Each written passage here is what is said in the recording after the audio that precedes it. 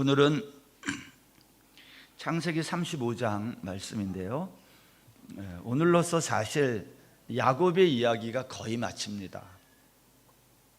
그래서 오늘 제목을 어게인 야곱이라고 했습니다. 왜 어게인 야곱인지는 설교 마지막 부분에서 제가 자세히 말씀을 드리겠습니다. 야곱의 인생을 보면 장자들의 세상에 태어난 차자, 태어날 때부터 도달할 수 없는 세상, 장자가 될 수 없는 차자로서의 야곱. 그래서 야곱은 태어날 때부터 어떻게 하면 내가 장자가 될까? 그는 고민했던 사람입니다. 그래서 형을 붉은 죽 한 그릇에 형의 자리를 얻고, 또 아버지 이삭을 속여서 별미 한 그릇으로 장자의 축복도 얻습니다. 그러나 야곱의 이와 같은 거짓과 속임수는 고향 브엘세바를 떠나서 20년 동안 긴 세월을 가족과 이별하는 결과를 가져왔어요.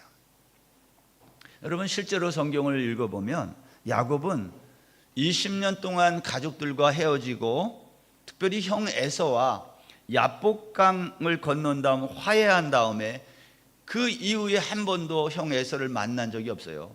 세일로 간다고 그러고 안 갔잖아요. 그 이후로 에서를 만난 기록이 성경에 없어요. 그리고 언제 만나냐면 아버지 이삭이 죽었을 때 장례식장에서 형 에서를 만나요. 여러분, 야곱은 어머니 태중에 있을 때부터 하나님이 약속한 복을 받았어요. 그게 어떤 복이었냐면 큰 자가 작은 자를 섬기리라는 복을 받은 사람인데, 이 복이 야곱의 일생 동안 야곱을 따라다녀요. 여러분, 창세기 28장에 보면 이삭이 브엘세바 집을 떠나는 아들 야곱에게 그 복을 빌어주는 거예요. 그리고 하란으로 보내요. 야곱은 하란으로 가다가 하룻밤을 유숙하던 베델이라는 그 광야 같은 곳에서 하나님 환상 가운데 밤중에 꿈속에서 하나님을 만나는데 여호와 하나님으로부터 그 복을 또 약속받아요. 그리고 하란으로 갑니다.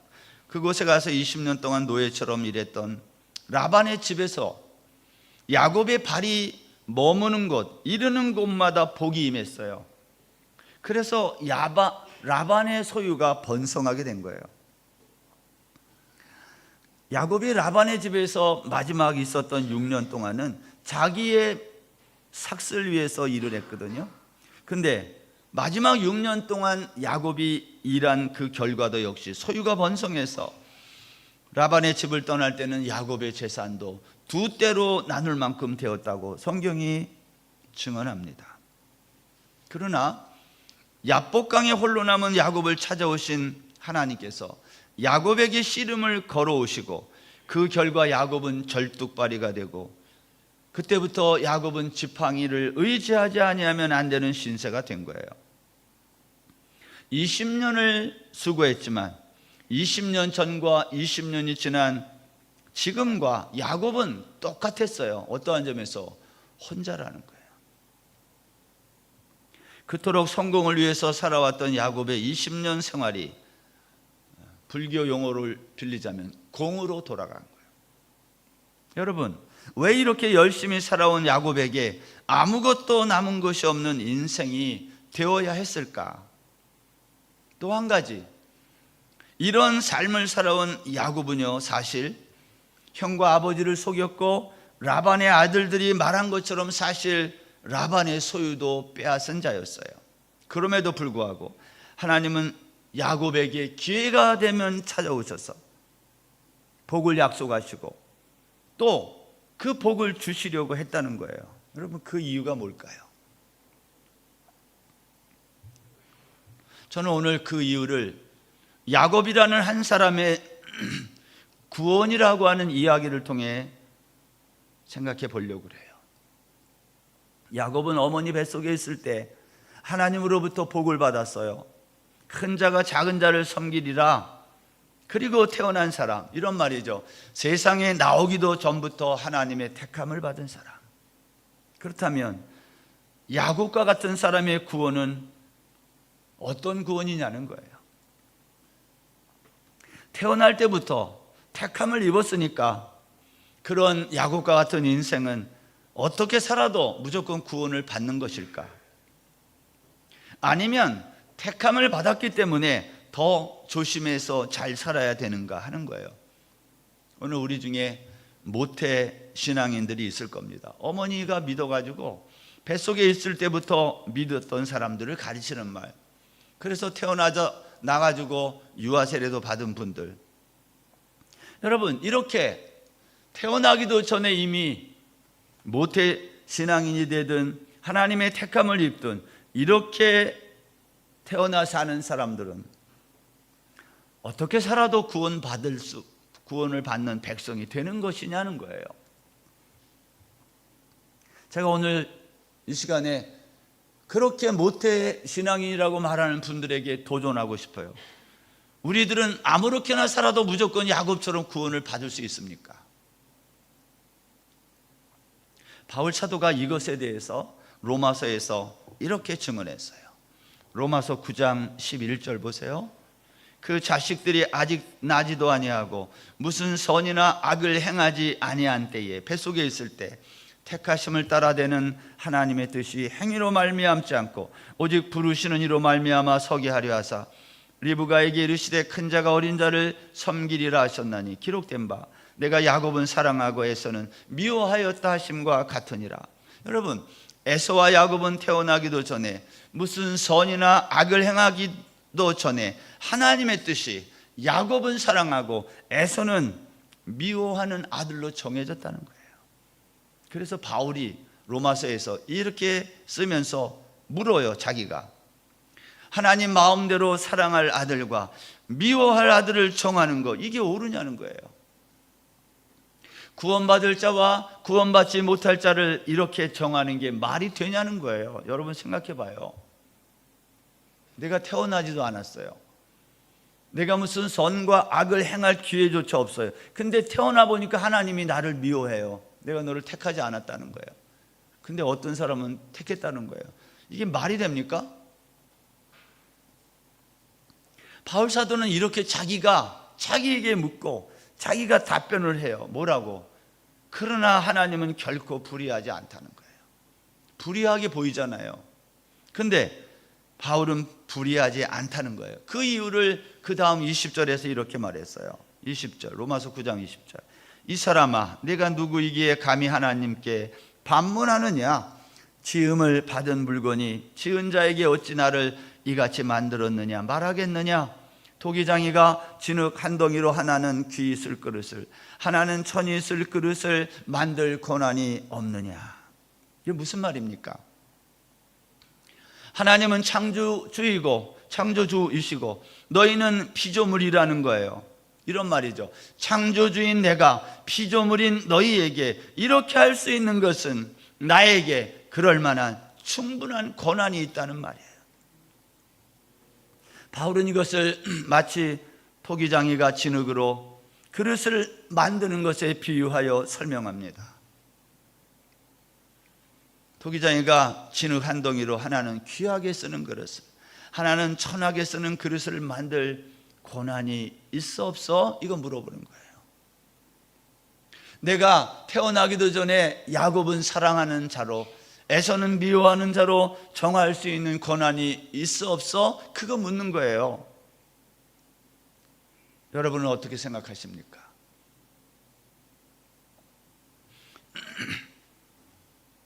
여러분, 야곱이 하란을 떠난 다음에 숫곳 세겜에서 10여 년이 지나는 동안 야곱의 가정에 일어난 이 디나 사건, 그리고 이것 때문에 야곱의 아들들이 세겜의 남자들을 무참하게 살인하고 재산을 노략하게 됩니다. 그런데 그동안 침묵하시던 하나님이 이 사건이 일어나자마자 오늘 본문 1절에서 이렇게 말씀했어요. 너는 일어나 베델로 올라가라. 하나님이 가만히 침묵하시다가 마치 기다렸다는 듯이 야곱아 너는 일어나 베델로 올라가라 말씀한 거예요. 더 이상한 것은 하나님이 이와 같은 말씀이 임하자 야곱이 매우 신속하고 능동적으로 반응했다는 거예요.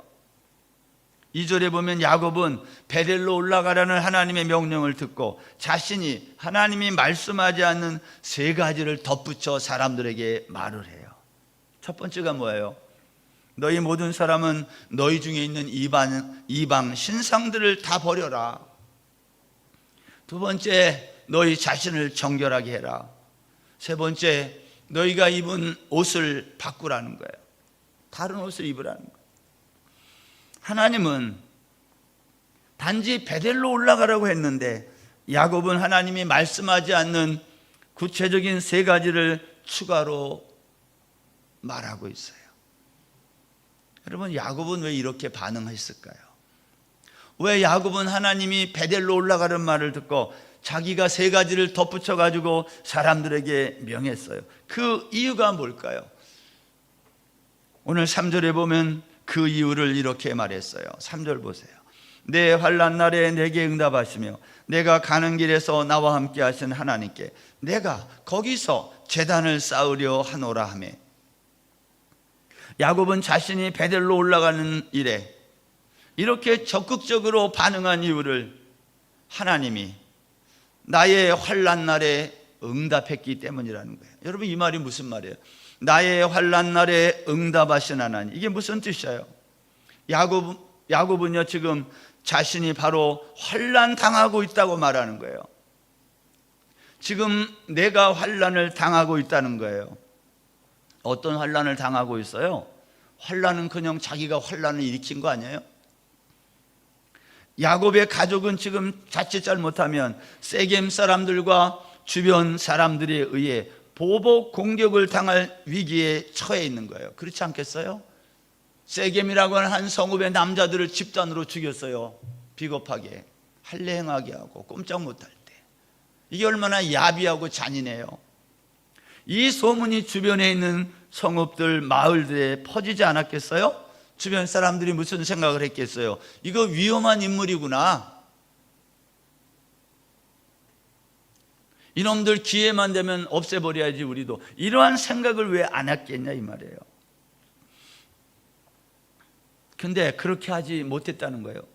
왜 주변 사람들이 보복 공격을 하지 못했어요? 하나님이 그들의 마음에 두려움을 주셨다. 야곱이 이걸 깨달은 거예요. 하나님이 우리 가정에 이 디나의 사건이 일어나게 하신 이유가 뭐냐?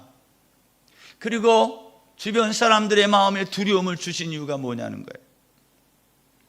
야곱이 깨달은 것은 우리가 베델로 가야 될 때 베델로 가지 않고 숫곳과 세겜에 머물렀기 때문에 이러한 일들이 진행되고 있음을 깨달은 거예요. 그래서 야곱은 이것을 가리켜 환난 날의 응답이라고 말한 거예요. 하나님은 우리에게 응답하시는 분이세요. 우리가 그 응답을 듣지 못할 뿐이에요. 하나님은 종종 우리가 인생길을 잘못 가고 있을 때 잘못 가고 있는 우리를 지적하고 우리가 바르게 가야 할 길을 알려주시고 말씀한다는 거예요. 시편 32편 8절에 보면 내가 내 갈 길을 가르쳐 보이고 너를 주목하여 훈계하리로다. 하나님은 우리가 우리 마음대로 사는 것을 원하지 않으세요. 우리가 가야 할 길을 가르쳐 보여. 무슨 말이에요? 내가 가르쳐 보이는 길로 가라는 거예요. 그리고 하나님이 그 길로 가는지 안 가는지 주목하시고 만약 그 길로 안 가고 다른 길로 가면 훈계하여 돌이키게 하신다, 그런 말 아닙니까? 그런데 우리가 이러한 하나님의 가르침을 무시하는 거예요. 그때 하나님은 야곱의 경우처럼 불행한 사건으로 우리에게 찾아오세요. 정확하게 말하면 불행한 사건이 아니라 불행하게 보이는 사건. 야곱은 이것을 깨달았던 것입니다. 하나님은 야곱이 자신의 몫을 위해 일했던 6년간의 그 시기에 하나님의 사자를 보내어 꿈에 나타나 라반이 너에게 행한 일을 내가 다 보고 있다. 나는 베델의 하나님이다. 지금 이것을 떠나서 내 출생지로 돌아가라고 말씀했어요. 근데 야곱은 출생지 베델로 돌아가지 않은 거예요. 디나 사건이 일어나자 야곱은 생각한 거예요. 아이쿠, 베델로 올라가지 않아서 이런 일이 생겼네. 내가 계속 베델로 가지 않고 여기에 머물게 되면 앞으로 어떤 더 큰 일을 당할지 모르겠구나 생각한 것 아니겠어요? 여러분, 야곱은 단순히 베델로만 간 것이 아닙니다. 사람들에게 말했어요. 너희 손에 있는 이방 신상들을 버리고 올라가라. 아마 이 이방 신상들 가운데는 자기 아내 라헬이 가지고 있었던 드라빔, 가정의 수호신, 만약 아버지가 죽고 재산 분쟁이 일어날 때에 내 몫을 챙기기 위해 라헬은 드라빔을 가지고 나왔다고 우리가 말씀을 나눈 적이 있어요. 그 드라빔도 몸에 지니고 있던 모든 우상들을 다 버리라는 거예요. 야곱은 이 모든 우상들을 모아서 세겜 근처에 있는 상수리 나무 아래에 묻었다는 거예요. 이게 묻었다는 말은 나중에 다시 와가지고 가져갈 수도 있는 거잖아요. 아무튼 그렇게 묻은 거예요. 근데 궁금한 것은 왜 상수리 나무 아래에 묻었느냐는 겁니다. 여러분, 히브리말 성경에 보면 상수리 나무 앞에 더라는 정관사 더가 붙어 있어요. 그 상수리 나무 아래에 묻었다는 거예요. 오늘 4절 보세요. 그들이 자기 손에 있는 모든 이방 신상들과 자기 귀에 있는 귀고리들을 야곱에게 주는지라 야곱이 그것들을 세겜 근처 그 상수리 나무 아래에 묻고, 이렇게 되어 있어요. 우리 성경에는 그냥 상수리 나무지만 우리 말은 그렇게 중요하지 않을 수 있어요. 그러나 성경이 말하고 싶은 얘기가 뭐예요? 아무 상수리 나무가 아니라 오늘 창세기를 기록하고 있는 저자가 생각하는 그 나무예요. 과거의 어떤 나무를 가르치는 거예요. 여러분, 창세기는 아브라함이 기록했는데요, 만약 이 한 사람이 창세기를 기록하다가 앞에서는 상수리 나무라고 하고 뒤에서는 그 상수리 나무라고 기록했다면 무슨 의미가 있는 거예요?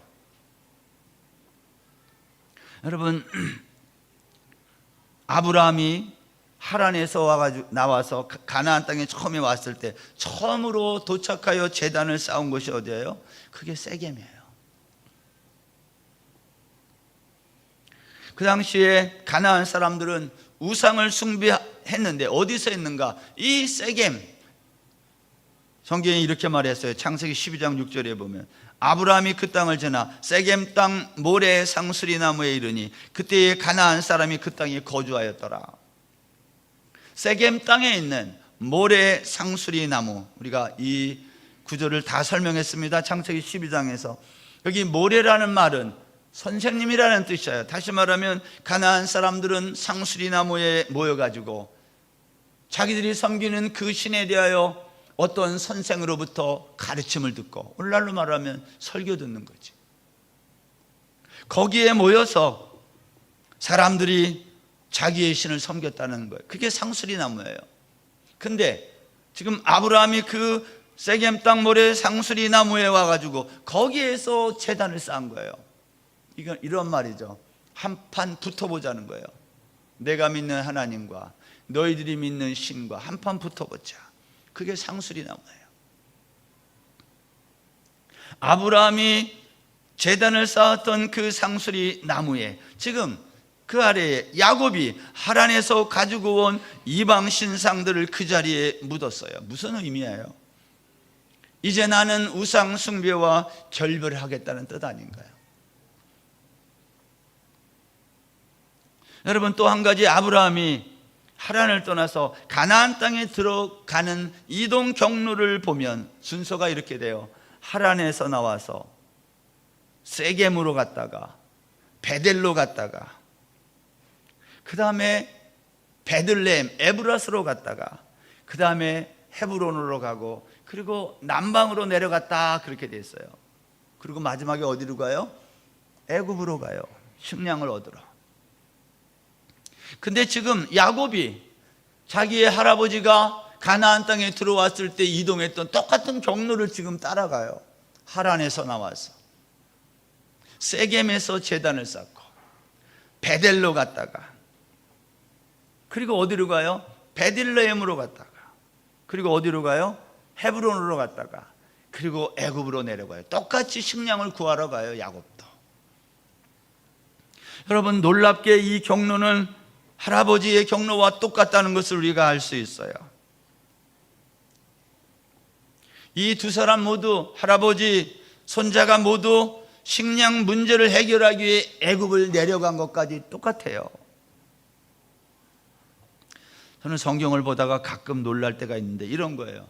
어떻게 할아버지와 손자가 시간적인 간격이 185년이나 되는데 이 185년을 건너뛴 시간적인 격차를 무시하고 어떻게 이 두 사람의 가나안 땅의 이동 경로가 똑같이 일치하냐, 이 말이에요.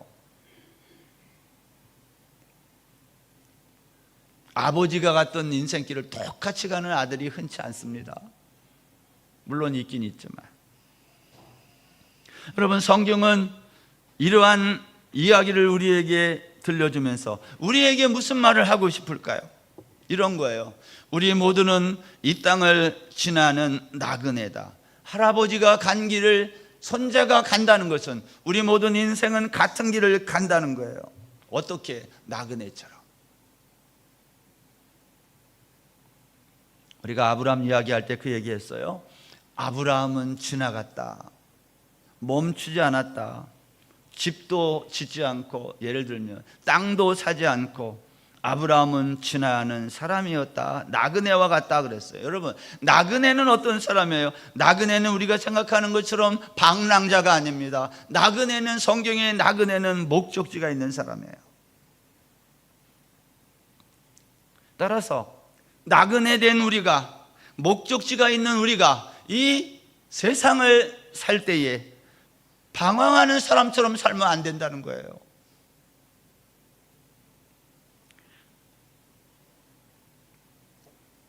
나그네 된 우리는 내가 왜 차남으로 태어나야 돼? 내가 왜 이렇게 차남으로 태어나서 고생을 하며 살아야 되지? 이렇게 하면 안 돼요. 내가 왜 객지에 나가 20년씩이나 고난을 겪으며 살아야 돼? 내가 왜 방콕에 와서 이렇게 고생하고 있지? 그런 생각을 하는 분이 여기 있어요. 한국에 살지 내가 여기까지 나와서 이렇게 고생할까? 20년 지나면 돌이킬 수도 없어요. 왜 내가 여기까지 와서 이렇게 고생만 하고, 근데 왜 하나님은 나를 베델로 꼭 가라고 하실까?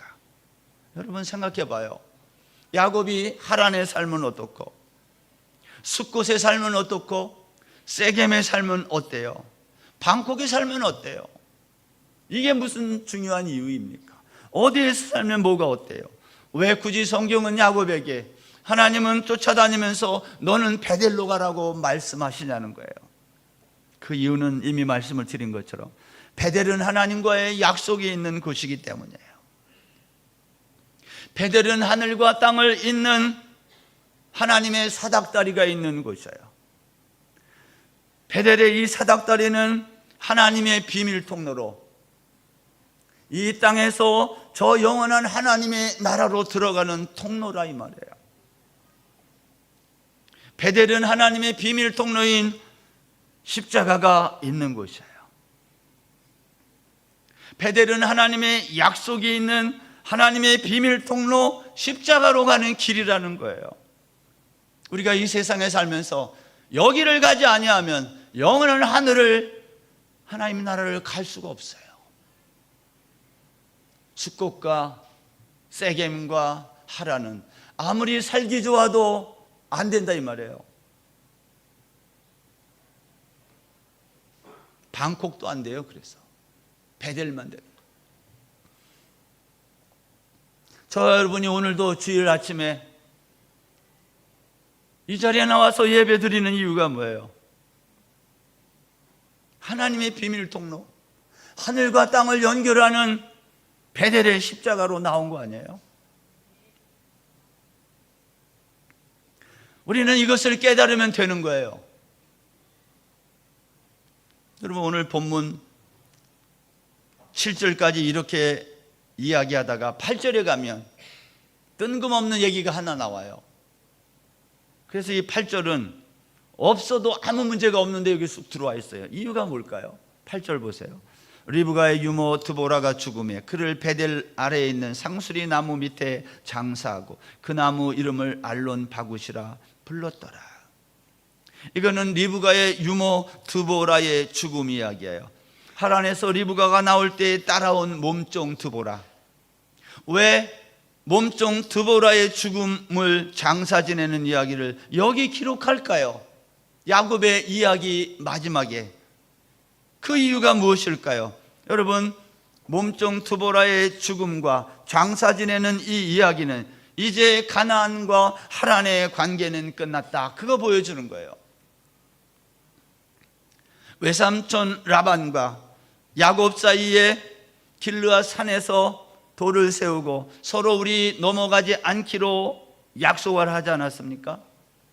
그 뒤로 외삼촌 라반을 만날 일이 없는 거예요. 이제 하란에서부터 온 사람은 다 없어요. 누구만 남은 거예요? 유모만 남은 거예요. 이 사람이 죽었어요. 오늘 성경은 그것을 말하는 거예요. 리브가는 하나님의 나라 백성으로 하란에 속한 자가 아니라 가나안에 속한 자로 편입된 사람이에요. 그래서 리브가 얘기는 안 나와요. 근데 몸종 드보라의 죽음 이야기, 성경은 그 이야기를 통해 이제 하란의 이야기는 끝, 그리고 이제부터 이스라엘이라고 하는 하나님의 나라가 본격적으로 시작될 것임을 선언하는 거예요. 이게 8절이에요. 신앙생활은 세상과 하나님의 나라 중간에 어정쩡하게 있는 게 아니라 세상과 하나님의 나라를 정확하게 매듭짓고 끊는 거예요.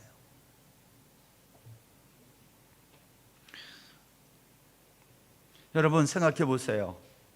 야곱은요, 하란을 떠날 때 목적지가 어디였어요? 베델이었어요. 그런데 중간에 형 에서와 화해하고 목적지가 바뀐 거예요. 숫곳과 세겜으로 바뀌었어요. 왜? 거기가 살기 좋으니까.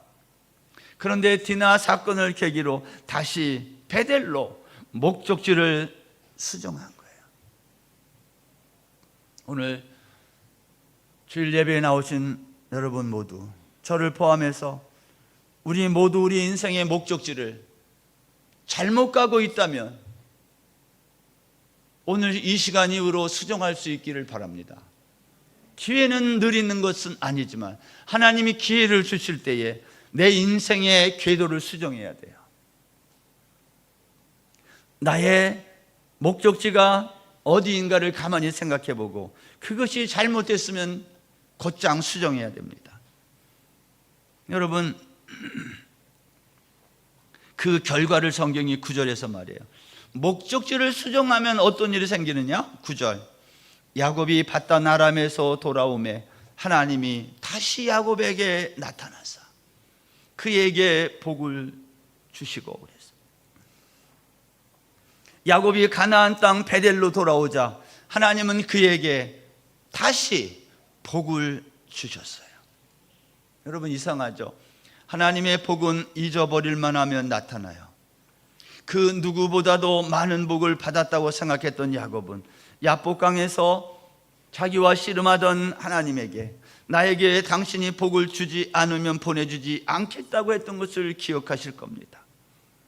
야곱은 지난 20년 동안 밧단 아람에서 받은 복이 한순간에 다 떠나고 홀로 남은 것을 경험하게 됐어요.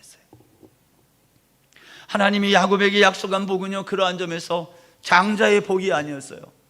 브엘세바에서 형으로부터 빼앗고 아버지를 속여서 얻었던 장자의 복이 아니고, 또 바단 아람에서 얻었던 수많은 물질의 복도 아니었어요. 하나님이 야곱에게 약속한 복은 다른 거였어요. 그게 뭐였어요? 오늘 9절 이하의 10절부터 그 복에 대해서 하나님이 다시 말씀해요. 10절에 보면 하나님이 약속한 첫 번째 복은 이름의 복이에요. 10절 보시면 내 이름이 야곱이지만 내 이름을 다시는 야곱이라고 부르지 않고 이스라엘이라고 부르겠다. 여러분, 이스라엘이라는 이름은 사실 야곱이 씨름해서 진 이름이에요. 부끄러운 이름이에요, 사실. 그런데 하나님은 씨름해서 졌음에도 불구하고 내가 하나님과 사람과 겨루어 이겼다라고 간주하고 주신 이름이 이스라엘이에요. 야곱은 자기의 이름이 이스라엘이 됐지만 사실은 패배자였어요. 그 패배의 증거가 뭐예요? 지팡이예요. 야곱은 지팡이 없이는 살 수 없는 사람이 된 거예요. 그래서 우리는 그를 절뚝거리는 승리자라고 했어요. 여러분, 참 승리는 짐으로 이기는 거예요. 참 승리는 져서 이기는 거지 이김으로 이기는 게 아니다, 그 말이에요. 예수님은 십자가에서 천군 천사를 동원해요. 다 로마 병사들을 물리치고 십자가에서 내려올 수 있었어요. 그런데 그렇게 하지 않고 힘없이 죽으셨어요. 그러나 다시 부활하셨어요. 이건 뭐냐면 예수님은 죽음으로 죽음을 이기신 거예요. 예수님만 죽음으로 죽음을 이긴 것이 아니라 저와 여러분도 죽음으로 죽음을 이긴 자들이에요. 그래서 우리는 죽어야 돼요. 그래서 이스라엘이라고 하는 이름을 우리가 받는 거예요. 두 번째 복은 생육하고 번성하여, 이러한 복이에요. 생육하고 번성하는 이 복은 11절에 보세요. 하나님이 그에게 이르시되 나는 전능한 하나님이라. 생육하며 번성하라 한 백성과 백성들의 총회가 내게서 나오고 왕들이 내 허리에서 나오리라. 여러분, 이 복은 생각나지 않습니까? 창세기 17장에서 아브라함이 99세가 되던 때에 하나님이 약속한 복이 이 복이에요. 하나님은 아브라함에게 나타나서 내가 너로 하여금 여러 민족을 이루고 나는 그들의 하나님이 되겠다고 약속을 했어요. 아직 아들이 없을 때 내가 너로 하여금 열국의 아비가 되게 하겠다. 그래서 내 이름을 아브라함이 아니라 아브라함이라고 해라, 이렇게 말한 거 아니에요? 세 번째 복이 뭡니까? 세 번째 복은 땅을 주겠다는 복이었어요. 12절, 내가 아브라함과 이삭에게 준 땅을 내게 주고 내가 내 후손에게도 그 땅을 주리라 하시고. 여러분, 아브라함과 이삭이 받은 땅, 그들의 땅이 가나안 땅이 어디 있어요? 딱 한 군데 있어요. 헤브론 땅에 있는 막벨라의 밭과 굴.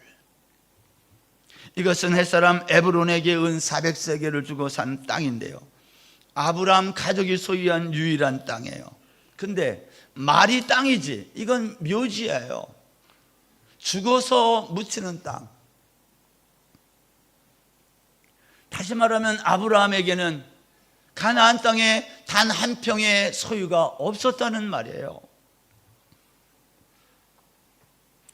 하나님이 아브라함에게 또 이삭과 야곱에게 약속한 땅은 그러한 점에서 이 세상의 땅이 아니라 영원한 하나님의 나라였다는 거예요. 그래서 아브라함과 이삭과 야곱, 믿음의 조상들은 한 곳에 정착하지 않고 평생을 이 땅의 나그네로 지나가는 삶을 살았던 거예요. 사랑하는 여러분, 우리가 이 세상에 살면서 땅을 사가지고 집도 짓고 예배당도 짓고 공장도 짓고 다 할 수 있어요. 그런데 꼭 기억하셔야 할 게 있습니다. 이 모든 것은 다 임시예요. 영원한 게 아니에요.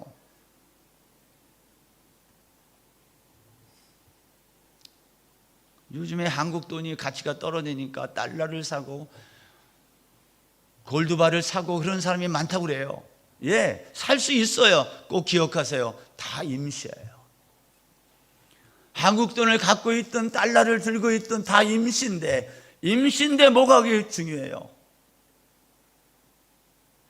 달러를 들고 있으면 좀 낫습니까? 금을 가지고 있으면 좀 나아요? 임시는 다 똑같은 거예요.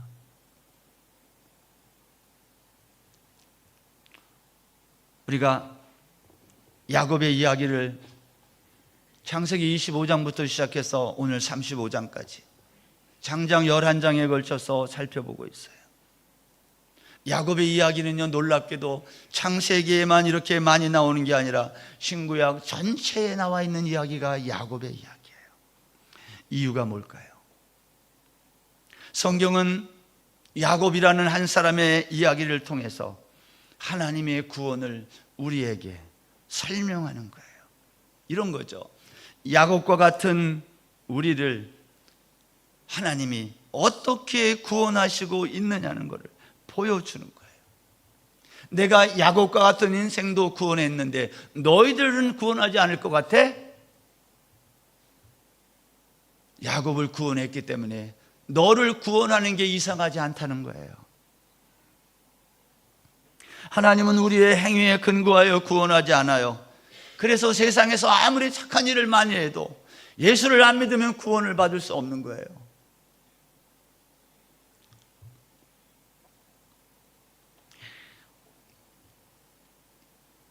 하나님은 야곱과 같은 우리를 구원하시려고 태어나기도 전에 어머니 뱃속에서 우리를 모태에 있을 때 선택하시고 우리를 당신의 자녀 삼으신 거예요.